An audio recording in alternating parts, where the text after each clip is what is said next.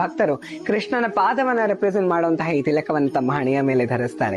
ಇದನ್ನ ಕೃಷ್ಣನ ಪಾದ ಧೂಳು ಅಂತ ಕರೆಸ್ಕೊಳ್ಳುವಂತಹ ಗೋಪಿ ಚಂದನದಿಂದ ಹಚ್ಕೊಳ್ತಾರೆ. ಇವತ್ತಿಗೂ ಕೂಡ ದ್ವಾರಕೆಯಿಂದ ಈ ಗೋಪಿ ಚಂದನವನ್ನ ತರಿಸ್ತಾರೆ. ಹೀಗೆ ದ್ವಾರಕೆಯಿಂದ ಬಂದಂತಹ ಗೋಪಿ ಚಂದನದ ಗಡ್ಡೆಯೊಳಗೇನೆ ಮಧ್ವಾಚಾರ್ಯರಿಗೆ ಉಡುಪಿಯ ಶ್ರೀ ಕೃಷ್ಣನ ಮೂರ್ತಿ ದೊರಕಿದ್ದು. ಅಡ್ಡವಾಗಿ ಬರೆದಿರುವಂತಹ ಹಣೆ ಬರಹವನ್ನ ಉದ್ದವಾಗಿ ತಿಕ್ಕಿದಂತಹ ನಾಮ ಅಳಿಸಿ ಹಾಕತ್ತೆ. ಅಂದ್ರೆ ನಿಮ್ಮ ಹಣೆ ಬರಹವನ್ನ ಕೂಡ ಬದಲಾಯಿಸುವಂತಹ ಶಕ್ತಿ ಕೃಷ್ಣನ ತಿಲಕದಲ್ಲಿದೆ. ನಿಮಗಷ್ಟೇ ಅಲ್ಲದೆ ನಿಮ್ಮನ್ನ ನೋಡೋರಿಗೂ ಕೂಡ ಭಗವಂತನ ಸ್ಮರಣೆಯನ್ನ ಈ ತಿಲಕ ಮಾಡಿಸತ್ತೆ. ವಿಷ್ಣುವಿನ ಸ್ಮರಣೆ ಅವರನ್ನ ಮೋಕ್ಷದ ದಾರಿಗೆ ಕೊಂಡೊಯ್ಯತ್ತೆ. ಆಡ್ಕೊಳ್ಳೋರನ್ನ ನೋಡಿದ್ರೆ ನಿಮ್ಮ ಮುಖದ ಮೇಲೆ ಒಂದು ನಗು ಬರಬೇಕು.